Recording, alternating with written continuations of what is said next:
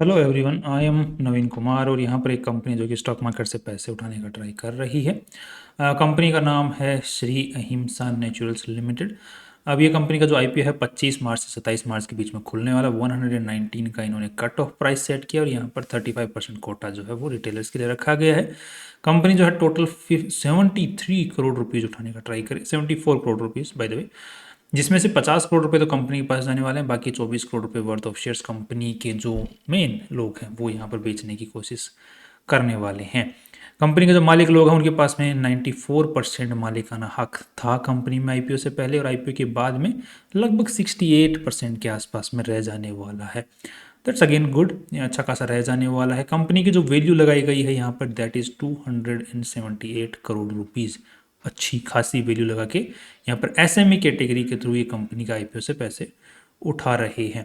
Company करती क्या है? अब कंपनी जो है, जो कॉफ़ी होती है उसको मैन्युफैक्चर करने का काम करती है। अगर हम लोग सही नाम लें तो यहाँ पर caffeine anhydrous, right, raw coffee बोल सकते हो, या फिर आप ग्रीन कॉफ़ी बीन्स जो होते हैं वो एक्सट्रैक्ट करने की कोशिश करते हैं। दैट मीन्स कि कॉफ़ी जो क्रूड जो कॉफ़ी होती है उसके अंदर में से एक ग्रीन कॉफ़ी को अलग कर लेना, और जो अपने जो रोज़मर्रा में जो एक कैफ़ीन वाली जो एनहाइड्रस को एक पर्टिकुलर कॉफ़ी का पार्ट है वो निकालना, मतलब रॉ कॉफ़ी अगर आप नॉर्मली देखा जाए तो। अब ये जो कॉफ़ी है ये फिर अलग अलग चीज़ों के थ्रू कंपनी जो है बेचती है मार्केट में। मोस्टली जो कंपनी की सेल आ रही है वो एक्सपोर्ट से आ रही है। इंडिया के अंदर में कंपनी का माल कम ही बिक रहा है, ज़्यादातर एक्सपोर्ट हो रहा है, राइट। नेक्स्ट अब देख लेते हैं, तो यहाँ पर कंपनी के बारे में और डिटेल्स आप लोग पढ़ पाएंगे एंड जिसको अब, राइट। नेक्स्ट अब देख लेते हैं कि कंपनी की जो पैसे उठा रही है उसका क्या करने वाली है, और आज के दिन क्या हालत है और फ्यूचर में क्या हालत रह सकती है। तो यहाँ पर हम लोग देख पाएंगे कि कंपनी का माल कौन बेच रहे हैं। तो कंपनी के प्रमोटर ही कंपनी का स्टेक बेच रहे हैं। कंपनी जो पैसे उठा रही है उसको अपनी एक सब्सिडरी है जिसका नाम है श्री अहिंसा हेल्थ केयर प्राइवेट लिमिटेड, जिसमें कंपनी पैसे लगाने वाली है। अब ये जो अहिंसा जो सब्सिडरी है ये क्या करने वाली है इन पैसों का? तो ये एक नई मैन्युफैक्चरिंग यूनिट खोल रही है सावरदा जयपुर राजस्थान के अंदर में। एक जगह है जो कि इनकी ओन्ड जगह है इस कंपनी, मतलब ये जो सब्सिडरी इस कंपनी की उसकी खुद की ओन्ड जगह है, मतलब रेंट पे लीज पे नहीं है। वहाँ पर एक फैक्ट्री सेटअप कर रहे हैं जिसमें मैन्युफैक्चरिंग फैसिलिटी लगाई जाएगी। जो पूरा सिस्टम चल रहा है वहाँ पे, ज़मीन वगैरह खरीद ली गई हैं, साइड बाई लाइन जो रोड वो जो क्या वॉल्स वगैरह खड़ी कर दी गई हैं। अब जो बिल्डिंग है वो बन रही है। 2026 तक इसका काम स्टार्ट होने का, मैन्युफैक्चरिंग स्टार्ट होने का अंदाज़ा लगा रहे हैं, जिसमें इनको 60 करोड़ रुपए की टोटल ज़रूरत पड़ने वाली है। एंड ध्यान रखिए 60 करोड़ रुपए की ज़रूरत पड़ने वाली है, जिसमें से 35 करोड़ रुपए यहाँ से जुगाड़ रहे हैं सब्सिडरी के अंदर में, और बाकी के जो पैसे हैं वो जो अपनी जिस कंपनी में हम आईपीओ में पैसा लगा रहे हैं यही कंपनी लोन पे पैसा उठा के अपनी सब्सिडरी को देने का प्रावधान है, ऐसा बोल रहे हैं, राइट। कंपनी को जो आज के दिन मालिकाना हक है वो जो चला रहे हैं मेनली वो है नेमी चंद जैन। 38% के आसपास में मालिकाना हक था कंपनी के अंदर आईपीओ से पहले।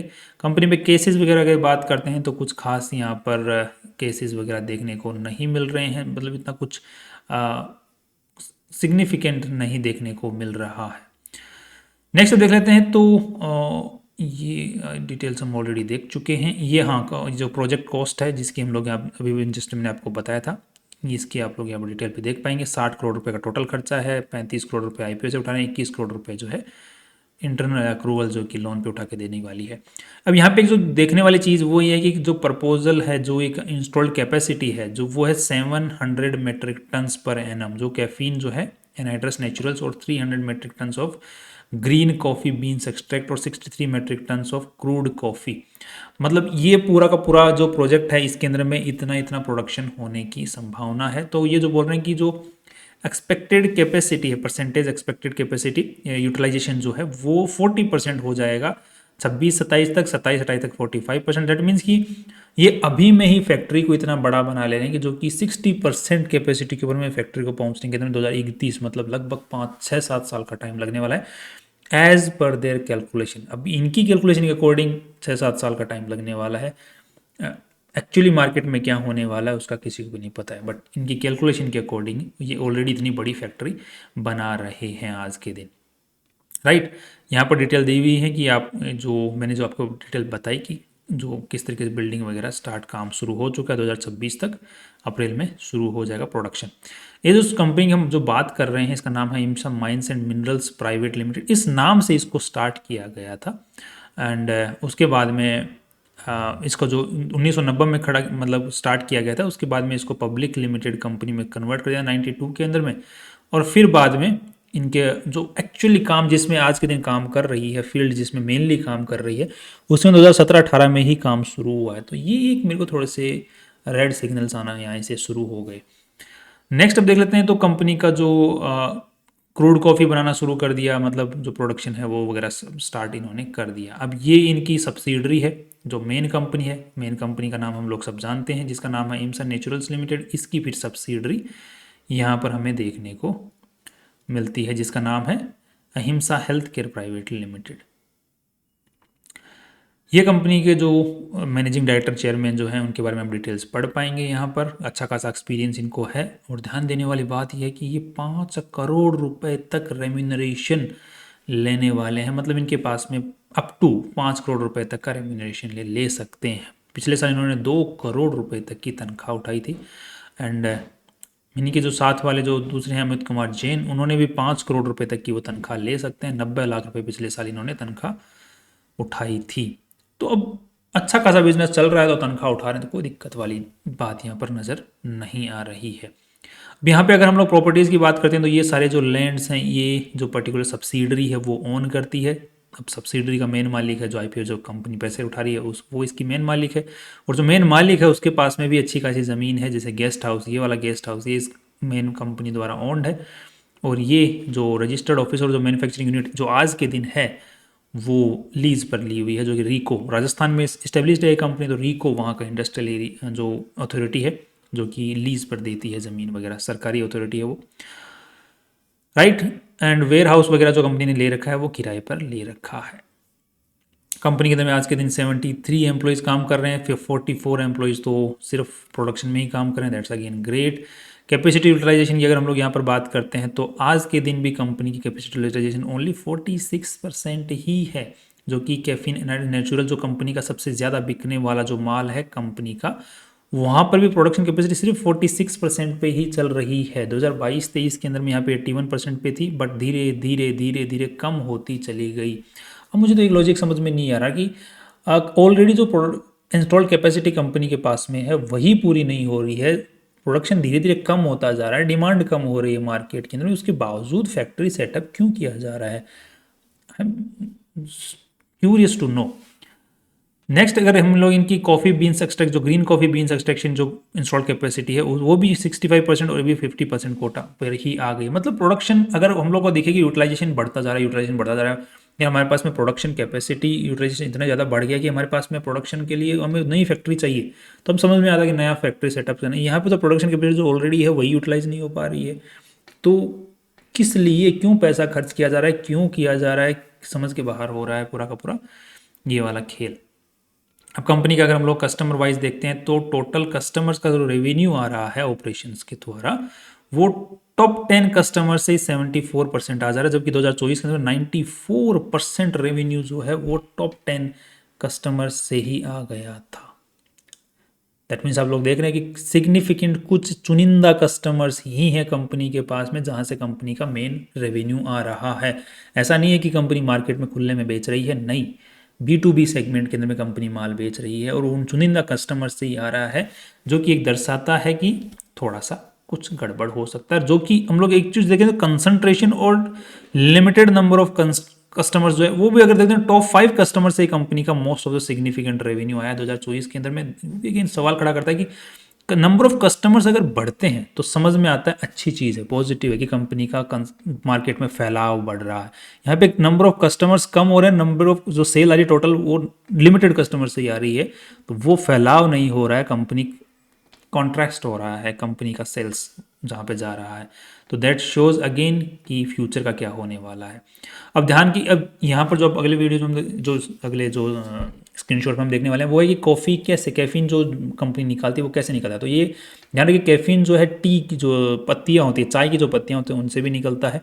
बाकी कैफीन जो कॉफ़ी के जो बीन्स होते हैं उनसे भी निकलता है, क्रूड कॉफ़ी कैफीन से भी निकलता है। बाकी जो कैफीन का जो कचरा होता है, जो टी लीव्स का जो कचरा होता है, उससे भी कैफीन निकलता है। तो वो जो है पूरा प्रोसेस कंपनी ने यहाँ पर समझा रखा है, तो उसको भी आप लोग एक बार देख सकते हैं। तो कंपनी का जो मेनली जो रेवेन्यू आ रहा है, जो कैफीन सबसे ज़्यादा निकल रहा है, वो क्रूड कैफीन से निकल रहा है। क्रूड कैफीन से बाद में कंपनी दो चीज़ें माल निकालती है, तो ग्रीन कैफीन और एक वो जो हमने अभी एनहाइड्रस, वो जो अपने वो नाम पर्टिकुलरली मुझे पढ़ना नहीं आ रहा है, मतलब शब्द में नहीं आ रहा है। राइट, अब यहाँ पर रीसेलर हो गया एंड यहाँ पर हम लोग देख पा रहे हैं कंपनी का जो मोस्ट ऑफ द जो रेवेन्यू आ रहा है वो एक्सपोर्ट से ही आ रहा है। यहाँ पे देख रहे हैं कि कंपनी की डोमेस्टिक सेल तो हुई ही नहीं है। लगभग टोटल 78 करोड़ रुपए का माल जो है कंपनी ने पिछले साल 2024 के अंदर में बेचा, जिसमें से सिर्फ 3 करोड़ का माल ही इंडिया में बिका है, बाकी सारा बाहर गया है, वो भी चुनिंदा कस्टमर्स के पास में ही गया है यहाँ पर।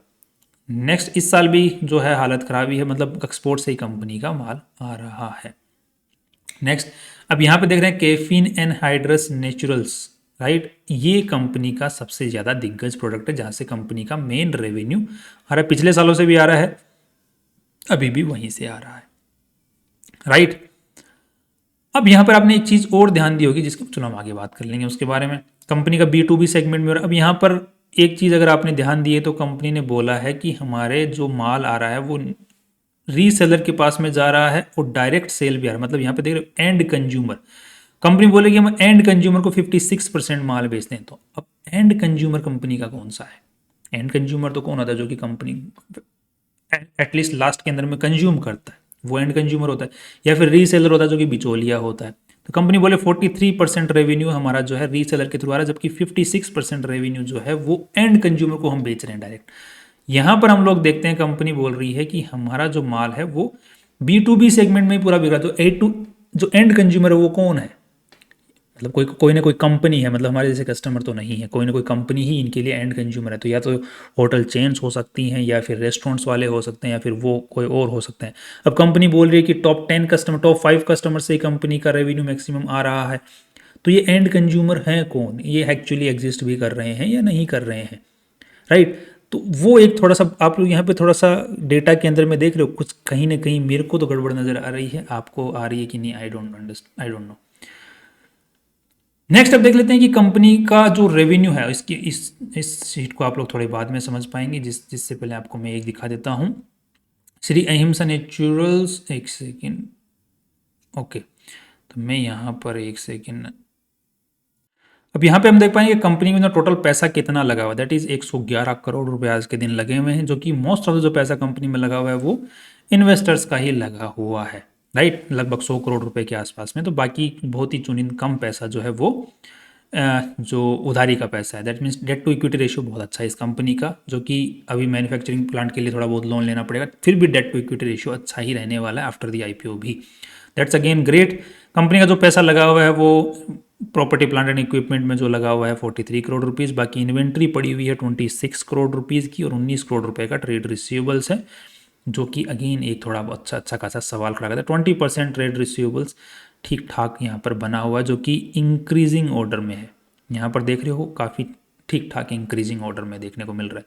इसी के साथ में अगर हम लोग एक चीज़ पे और ध्यान देते हैं तो कंपनी का जो रेवेन्यू है 2022 से 2023 के बीच में बढ़ता है, मतलब माल बिका कितने का? अच्छा खासा माल बिकता है। फिर यहाँ पर अचानक से माल घटना शुरू हो जाता है। इस साल जो है कंपनी का माल बिका नहीं कुछ खास। इस साल भी कंपनी का 6 महीने का डेटा है, उसके अकॉर्डिंग 40 करोड़ का माल बिका, तो इसको डबल करते हैं तो भी कंपनी में सिग्निफिकेंट इंक्रीज रेवेन्यू में आया नहीं है। राइट, तो यहाँ पर डिमांड जो हो रही है वो सिग्निफिकेंट, अगर आप लोग 2022 के मुकाबले देखोगे तो एक सिग्निफिकेंट इंक्रीज यहाँ पर डिमांड में है नहीं, पिछले 3 साल हो चुके हैं। राइट, यहाँ पर एक जंप जरूर देखने को मिला है। अब यहाँ पर भी अगर हम लोग जंप में भी एक चीज़ और ध्यान देता हूँ, मैं आपको अगर नज़र डालवाता हूँ आपकी, यहाँ पर देखेंगे कि कंपनी ने बोला cost of material consumed is 35 crore rupees. That means कि कंपनी ने 104 करोड़ रुपए का माल बेचा, तो 35 करोड़ रुपए का कंपनी ने माल खरीदा, जिसमें से 3-3.5 करोड़ का माल बेच गया, इसका मतलब 32 करोड़ का ही माल जो खरीदा वो कंज्यूम हुआ। राइट, पुराना जो इन्वेंट्री बची वो तो बची रहेगी, इसी साल जो खरीदी हुई इन्वेंट्री 2023 के अंदर में वो इन्वेंट्री का भी 3.5 करोड़ का माल बच गया, तो पुरानी तो पूरी बची रह गई। राइट, तो 32 करोड़ का माल खरीदा, जिसमें से अगर इतने बेचेंगे तो ये होता है 3.5 गुना प्रॉफिट में माल बेचा। सीधी सी बात है, 350% के रेवेन्यू इंक्रीज में यहाँ पे बेचा जितने माल खरीदा। यहाँ पर अगर हम लोग 2024 में देखते हैं तो इन्होंने माल खरीदा 40 करोड़ रुपए का, 11 करोड़ का माल बच गया। जो पुराने सालों का बचा हुआ वो तो बचा हुआ है, इस साल जो इन्वेंटरी खरीदी 40 करोड़ की और उसमें से भी 11 करोड़ की बच गई 2024 के अंदर में, राइट। तो 40 करोड़ की अगर बच गई तो हम लोग इसको मानते हैं तो 29-30 करोड़ के आसपास का माल इनका जो है वो कंज्यूम हुआ जो इसी साल खरीदा 2024 के अंदर में, राइट। तो 40 करोड़ के अंदर में से 30 करोड़ का अगर हम लोग यहाँ पर देखते हैं तो लगभग 2.5 टाइम्स, मतलब 250, यहाँ पर 350% के प्रॉफिट के अंदर में बेच रही थी, यहाँ पर 250% के प्रॉफिट पर कंपनी आ चुकी है। यहाँ पर अगर हम लोग चेक करते हैं अगेन, यहाँ पर देखना 17 करोड़ का कंपनी ने अगेन 6 महीने के अंदर माल खरीदा है, 25 लाख का फिर भी बच गया है। इसका मतलब यहाँ पर 17 करोड़ का ही कंपनी का माल बिका, तो 17-34, तो लगभग कंपनी अभी भी जो है 230% के प्रॉफिट के ऊपर में माल बेच रही है। तो यहाँ पर देख रहे हो कि कंपनी जो है अपना मार्जिन जो है वो कम करती जा रही है, मार्जिन कम करती जा रही है। उसके बावजूद कंपनी का रेवेन्यू, मार्जिन कम होता है तो रेवेन्यू बढ़ना चाहिए, जबकि कंपनी का जो रेवेन्यू है वो घटता ही जा रहा है। मार्जिन कम होते हैं फिर भी रेवेन्यू घट रहा है, तो हालत तो खराब है। या फिर ये जो नंबर है, ये जो दिखाया गया है, ये नंबर दिखाया हुआ है, असली नंबर नहीं है, या फिर कोई एक जंप बीच के अंदर में बड़ा ऑर्डर आया हुआ है, या फिर ऑर्डर आया हुआ है कि बनाया हुआ है, नोबडी नोज, बिकॉज इन्वेंट्री बहुत ज़्यादा इनकी बचती जा रही है। नए हर साल इन्वेंट्री खरीद रहे हैं, हर साल इन्वेंट्री बच रही है, और वही इन्वेंट्री बच के इनके नेट प्रॉफिट्स में शामिल हो जा रही है। तो ये एक थोड़े से बड़े सवाल खड़े करता है कि ये क्यों कर रहे हैं। नेक्स्ट अब देख लेते हैं कि कंपनी का इस साल अगर नेट प्रॉफिट्स की बात करते हैं तो कंपनी ने बोला कि हमारा 9.76 करोड़ का हमने इस साल जो है 6 महीने के अंदर में प्रॉफिट निकाल लिया है, नेट प्रॉफिट, ध्यान रखिएगा। बट यहाँ पर इन्होंने 6 महीने में जो अदर एक्सपेंसेस दिखाए हैं पिछले सालों के मुकाबले वो बहुत कम दिखाए हैं 6 महीने के अंदर में, जो कि पूरे साल में अगर कंपेयर करके देखते हैं तो मान के चलते हैं कि ये इतना ही प्रॉफिट निकाल लेंगे। 13 करोड़ का ही प्रॉफिट उन्होंने और निकाल लिया मान के चलो अगले 6 महीने के अंदर में, तो 13-26, तो 5 करोड़ तो यहाँ पर इंक्रीज हो जाएंगे, तो कंपनी के पास में 20 करोड़ का ही प्रॉफिट बिफोर टैक्स बचेगा।